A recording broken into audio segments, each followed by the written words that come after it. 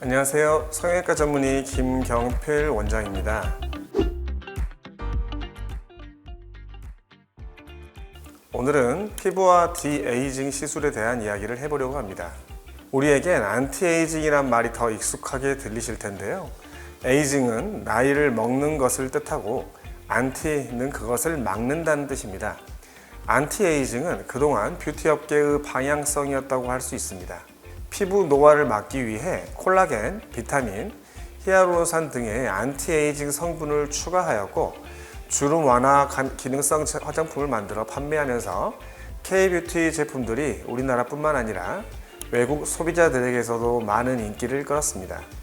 하지만 현재 뷰티 업계에선 2030 세대들을 타겟으로 한 슬로우 에이징이 새롭게 떠오르고 있습니다. 슬로우 에이징이란 건강한 피부를 오랫동안 유지하는 것에 포커스를 맞춘 새로운 개념입니다. 기존 안티에이징은 늙지 않는 것에 초점을 두었기 때문에 노화에 대한 부정적인 인식이 강하다는 게 변화의 시작인데요. 시간의 흐름에 따른 자연스러운 노화를 싸워야 할 대상이 아니라 받아들여야 하는 것이다 라는 가치관이 슬로우 에이징을 만들어냈다고 합니다. 그렇다면 디에이징은 무엇일까요? 원래 디에이징이란 말은 합성 기술을 이용해 배우의 얼굴을 젊어 보이게 만드는 영화 기술에서 시작되었습니다. 젊어 보이게 한다는 점에서 안티에이징과 비슷해 보이지만 디에이징은 피부 속부터 건강하게 만들어 이전에 건강했던 피부로 돌아가자는 의미가 내포되어 있습니다. 그럼 지금부터 피부 속은 어떻게 이루어져 있고 디에이징 시술이 무엇인지 알려드리도록 하겠습니다.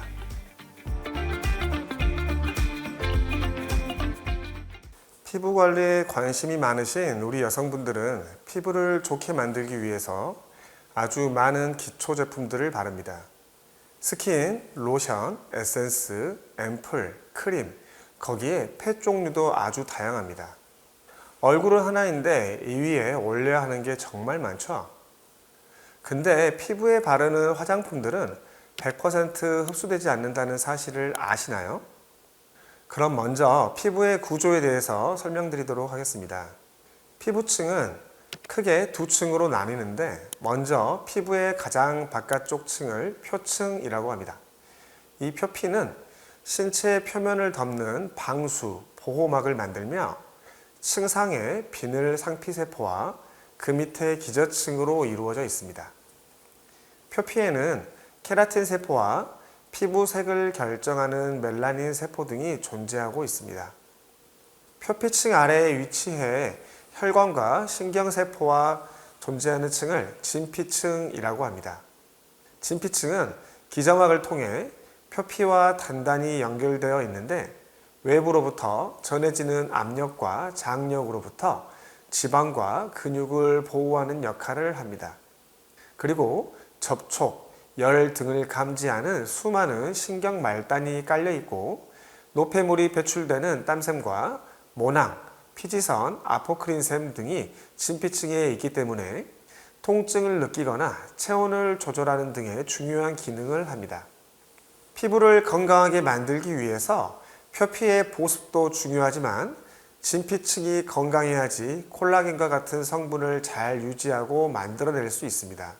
하지만 표피층 자체가 우리 피부의 장벽 역할을 하고 있기 때문에 화장품을 도포하는 것만으로는 아무리 좋은 성분으로 만든다고 하더라도 깊은 진피층에 도달하기는 어렵습니다. 그럼 바르는 화장품은 다 소용이 없느냐? 그건 절대 아닙니다. 물론 알러지나 만성적인 자극으로 인해 표피층에 손상이 있는 경우라면 피부의 외벽 강화 차원에서 영양분이 풍부한 화장품을 사용하면 효과를 보실 수 있습니다. 실제로 강한 햇볕에 타버린 피부엔 알로에 겔 등을 피부를 진정시키는 데 도움을 줍니다. 또 건조해진 피부에 수분감을 형성해 주면서 피부결이 어느 정도 개선되는 효과를 기대해 볼 수 있습니다. 개인적으로는 다양한 기능과 성분이 가득한 기초 화장품보단 보습과 수분 같은 기본에 충실한 기초 화장품이 피부를 건강하게 유지하는 데 더 도움이 될 것이라 생각합니다. 피부 진피층까지 흡수되지 못하는 화장품들의 한계를 이겨낸 것이 바로 피부과 시술입니다. 표피에 직접적으로 바늘을 통과시켜서 피부 진피층 깊이까지 영양분을 보급할 수 있기 때문에 즉각적인 효과를 볼 수 있다는 게 피부과 시술의 장점인데요. 지금부터 피부 손상과 노화에 대해 알아보고 이러한 고민들을 해소시켜 줄 수 있는 여러 피부 디에이징 시술에 대해 알려드리겠습니다.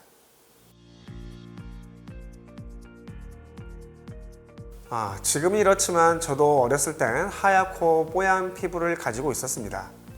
누구나 그렇듯 피부는 세월이 흐르면서 자연스럽게 노화되는데요. 대표적인 원인으로는 자외선이 있습니다. 예전에 어떤 사진을 본 적이 있는데 오랫동안 운전석에서 유통 업무를 하시던 기사님들은 햇볕에 노출되기 쉬운 왼쪽 얼굴이 오른쪽보다 더 상해 있다고 하더라고요. 동안으로 유명한 분들의 필수템인 선크림인 것처럼 자외선은 피부 노화를 촉진시킵니다. 햇빛은 기미와 검버섯 등을 발생시키고 심한 경우에는 피부암까지 유발할 수 있습니다. 또 공기 중에 미세먼지에 장시간 노출된 경우 활성산소가 형성되면서 콜라겐 합성을 감소시켜 주름이 생기게 됩니다. 그 외에도 열, 흡연, 과도한 다이어트로 몸에 수분이 부족한 경우, 그리고 알러지 등으로 인해 심하게 비비거나 하는 등의 지속적인 자극은 노화를 촉진합니다. 강한 분장이나 색조 화장으로 잦은 클렌징을 할 경우 물리적인 자극이 가해져서 피부가 연해지거나 주름이 질 수도 있습니다. 또 사고로 인해 화상을 입은 경우에도 피부 손상과 노화 촉진의 원인이 됩니다. 참고로 피부에 상처가 났을 때 표피층만 손상되었는지 아니면 진피층까지 손상되었는지에 따라 그 심각성과 치료법도 다르게 됩니다. 예를 들어 우리가 피부에 외상을 입었을 때 살짝 껍질 벗겨지듯 표피층만 벗겨지는 경우는 흉터 없이 잘 재생될 수 있습니다. 화상으로 따지자면 표재성 2도 정도에 해당이 되고 그런 경우 스포가 생길 수는 있지만 추후 잘 회복되는 경과를 보입니다. 그러나 만약 진피층까지 손상을 받는다면 심재성 2도 이상의 경우에 해당이 되며 심한 흉터 및 구축이 발생할 수 있습니다. 그리고 모근이 나는 부위에 손상이 가해지면 영구적인 탈모가 발생하게 됩니다.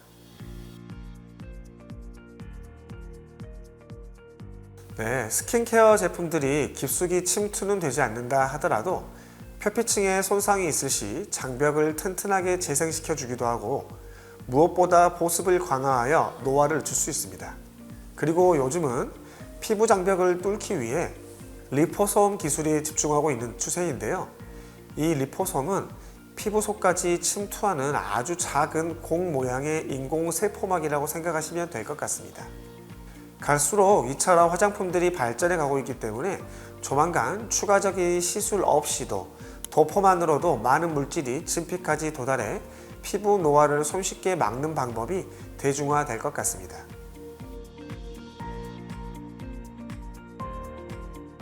피부 관리하는 또 떼려야 뗄 수 없는 성분들이 바로 콜라겐과 히알루론산입니다. 두 성분을 직접 섭취하는 것의 효과에 대해선 아직 의견이 분분한 부분인데요.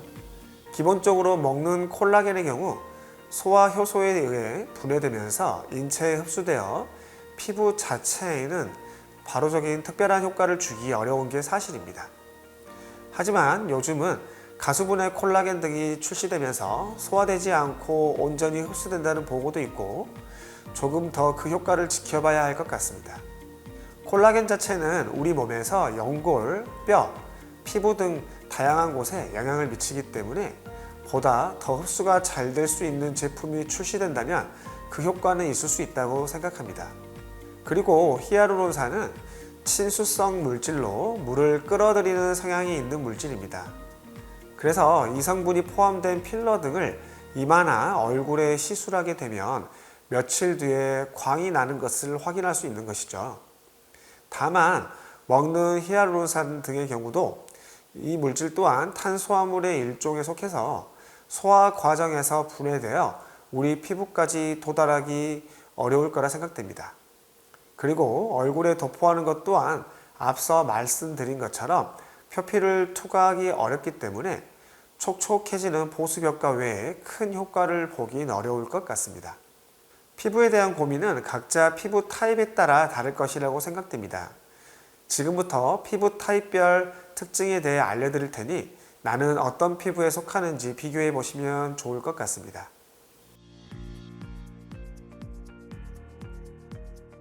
우리 피부 타입은 크게 건성, 중성, 지성, 복합성 등으로 나눌 수 있는데 이러한 피부 타입은 피지의 분비량에 따라 결정된다고 할 수 있습니다. 많은 분들이 피지를 짜고 없애야 하는 존재로 알고 있는데 피지는 절대 불필요한 게 아니고요. 우리 피부의 유수분 밸런스를 조절하는 중요한 역할을 합니다. 건성 피부의 경우 유분 분비가 적어 피부 장벽 손상이 흔하며 수분 부족으로 피부가 당기고 거칠며 각질이 잘 생길 수 있습니다.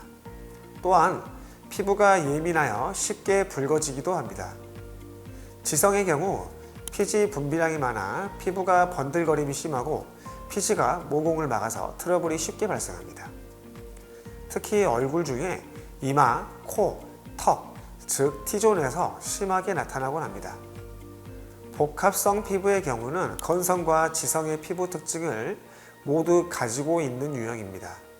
특히 T존에서의 번들거림이 있고 양쪽 볼 부위는 건조하거나 거칠어지는 특징이 있습니다. 마지막으로 중성 피부의 경우는 건조로 인한 피부 당김이나 번들거림이 거의 없으며 수분만 조금 부족한 피부의 유형입니다. 유수분 밸런스가 잘 조절되어 안정적인 피부 상태라 할 수 있습니다. 사실 유수분 밸런스는 계절이나 사용하는 스킨케어 제품에 따라서 달라질 수도 있는 부분입니다. 그래서 모든 사람들의 피부를 무 자르듯이 딱 4가지로 나눌 수는 없겠지만 방금 알려드린 특징들을 토대로 나의 피부 타입은 어떤지 알고 계시면 도움이 될 것 같습니다.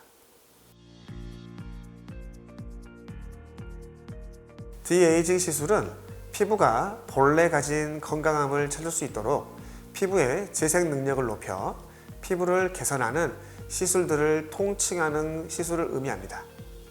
피부의 재생 능력을 높이는 시술은 다양하고 병원마다 사용하는 약물과 기술이 다르기 때문에 이 점은 참고하셔야 합니다. 대표적인 디에이징 시술로는 얼굴의 탄력과 주름 등을 개선시켜주는 리프팅 레이저와 기미 잡티를 없애는 레이저 토닝이 있고 피부 진피층에 영양분을 공급해서 피부 재생을 돕는 스킨 부스터 등이 있습니다. 그럼 고민별로 추천 시술과 방법에 대해 알려드리겠습니다. 우리가 중력의 힘을 거스를 수 없듯이 우리 피부도 계속해서 중력의 힘을 받고 있습니다. 물론 근력 운동으로 처지는 살들을 타이트하게 잡아줘서 탄탄한 몸매를 만들 수 있지만 얼굴 근육은 키우는 것도 한계가 있고 예쁜 라인을 만들기는 쉽지 않습니다. 피부 노화로 인해 탄력을 잃은 피부를 리프팅 시켜주는 리프팅 레이저에는 크게 초음파와 고주파 방식이 있습니다.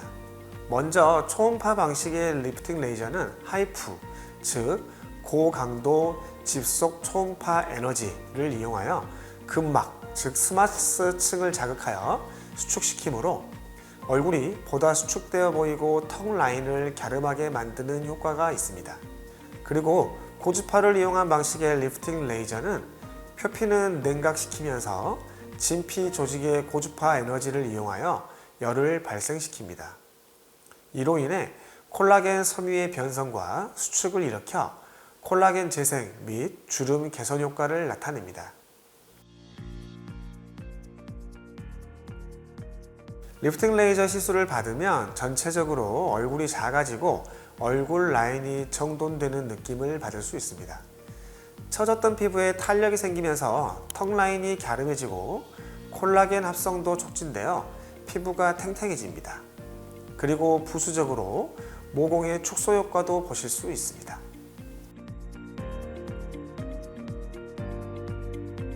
시술 직후에는 얼굴을 심하게 문지르는 등의 자극을 피해야 하고 피부에 열이 발생할 수 있는 운동, 사우나 등을 하지 않는 게 좋습니다. 그리고 당연히 음주나 흡연도 피하시는 게 좋습니다. 리프팅 레이저 시술 후에는 턱선, 광대뼈, 입 주위, 눈 주위에 통증과 자결감, 붉은기가 있거나 붓기 등이 있을 수 있고 피부 예민한 정도에 따라 다르지만 가려움증, 트러블, 각질 등이 발생할 수 있습니다. 햇빛을 오래 쐬거나 나이가 들면서 피부엔 화장으로도 잘 가려지지 않는 기미, 잡티, 검버섯 등이 생기게 됩니다. 이러한 경우 멜라닌 색소를 제거하는 레이저 토닝 시술을 추천드립니다. 레이저 토닝은 레이저 파장들이 멜라닌 세포 등을 파괴시키고 기저층을 탄탄하게 유지시켜 피부를 보다 깨끗하고 건강하게 재생시켜주는 디에이징 시술입니다. 기본적으로 파장에 따라 1064나노미터와 532나노미터 등의 두 파장을 가장 흔하게 사용하고 있고 이 파장에 따라 피부의 침투 정도가 차이가 납니다. 아무래도 멜라닌 색소 등을 파괴하고 하다 보면 열감이 얼굴에 남아있는 경우가 대부분입니다. 그래서 레이저 시술 후 잔여를 빼주는 쿨링시키는 과정이 필수적으로 필요합니다. 간혹 레이저의 에너지를 너무 높인 경우라든지 색소의 진하기가 진할 경우 의도치 않은 약간의 화상이 발생할 수 있습니다.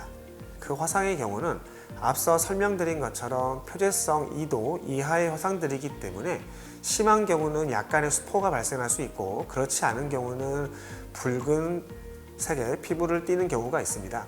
이 경우 재생크림이라든지 내지는 항생제 연고를 잘 도포해 주시면 추후 흉터 없이 잘 나으실 수 있습니다. 그리고 피부에 잔털들도 타는 경우가 있어서 시술 시 따가운 느낌이라든지 약간의 타는 냄새 등이 발생할 수 있습니다. 스킨케어 제품과 보습크림으로 표피를 촉촉하게 유지하는 것을 수분을 날아가지 못하게 비닐막을 씌운다고 하면 스킨부스터는 땅을 갈고 물기를 터주거나 비료를 깔아주는 것과 같습니다. 간단하게 영양분 가득한 고농축의 약물을 진피에 직접 주입하는 시술이라고 생각하시면 되는데요. 직접 주사로 피부의 건조함이나 피부 장벽을 복원해주는 주사입니다. 연어 추출물 주사로도 잘 알려진 제품들, 그것들이 이에 해당된다고 보시면 되겠습니다. 사용되는 약물에 따라 다르지만 연어 DNA에서 추출한 진피 재생 주사제 등을 사용해서 진피층의 두께를 증가시키거나 콜라겐 형성을 도와 보습 효과를 강화할 수 있습니다. 또한 어떻게 약물을 구성하느냐에 따라 효과가 달라지는데 전반적으로 피부의 수분감이 개선되는 걸 광채가 나는 것처럼 느낄 수 있습니다. 단순 수분감만 채워질 뿐 아니라 주름이 개선되고 늘어진 모공에도 효과가 탁월한 편입니다. 일반적으로 1회 시술 기준 한 달 정도 유지되는 편이고 3회에서 5회 정도 진행했을 때 6개월간 효과가 지속될 수 있습니다.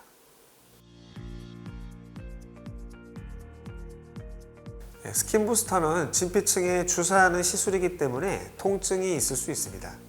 마취 주사나 크림을 사용하기도 하지만 통증에 민감하신 분들이라면 이 점을 주의하셔야 할 것 같습니다.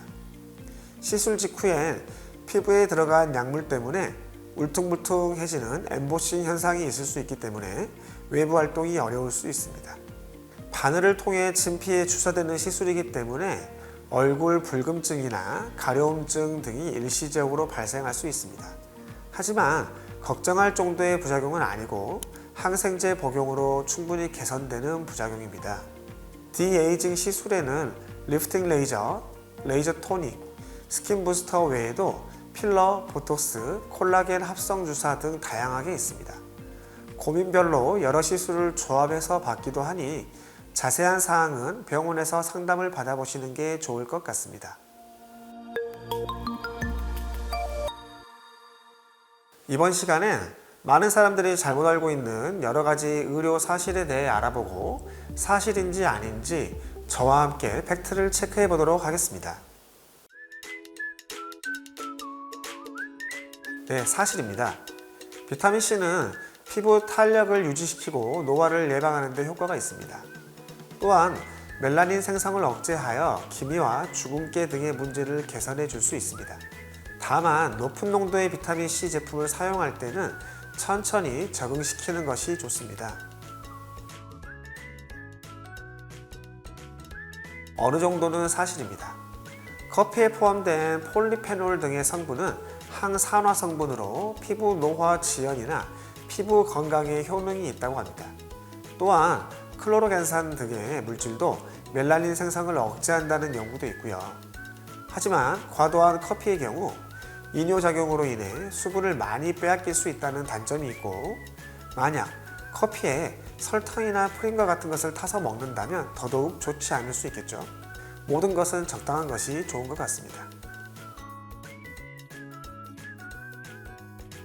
네, 이건 사실이 아닙니다. 정확히는 피부 구조의 차이는 있을 수 있지만 누가 더 좋다고 할 수는 없습니다. 동양인과 서양인의 피부는 멜라닌 세포에서 차이가 있습니다. 동양인의 경우 더 많은 멜라닌을 생성하기 때문에 피부색이 상대적으로 더 어둡다고 할 수 있습니다. 그리고 일반적으로 동양인 피부가 서양인에 비해 피지 분비가 적은 편이어서 유수분 조절을 위해 보습이 필요한 경우가 많습니다.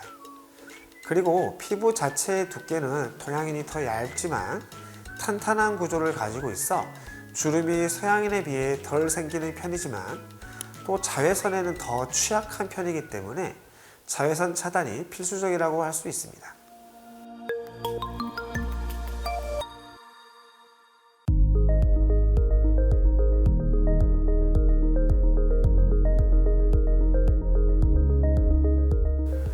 오늘의 건강 프렌즈 마지막 코너인데요. 오늘의 주제를 저만의 3가지 키워드로 요약해 보도록 하겠습니다. 첫 번째 키워드, 리프팅 레이저는 되감기 버튼이다.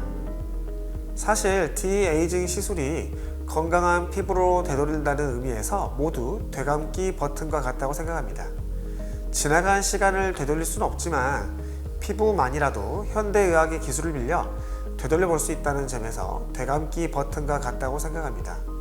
옛날에 비디오를 볼 시절에는 되감기 버튼이 있었는데 요즘 친구들은 잘 모를 수도 있겠네요.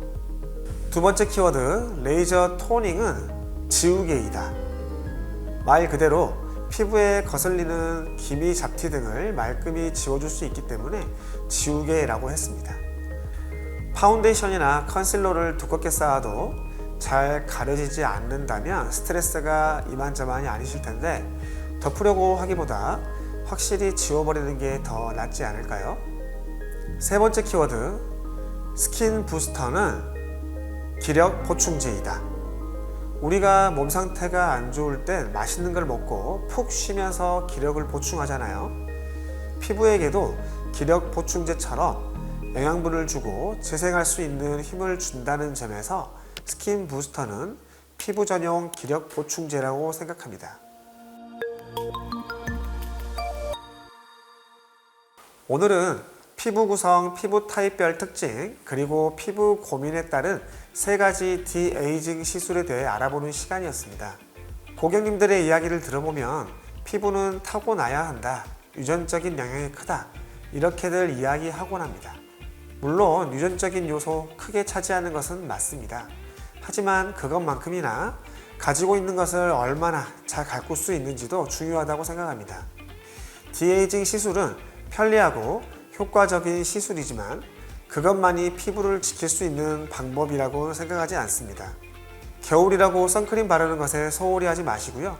매일 꼼꼼히 챙겨 바르시고 여름에 쓰던 기초 화장품에 크림이나 오일 성분이 있는 보습제를 추가해서 피부 속 수분이 날아가지 않게 관리해 보는 건 어떨까요? 지금까지 성형외과 전문의 김경필 원장이었습니다.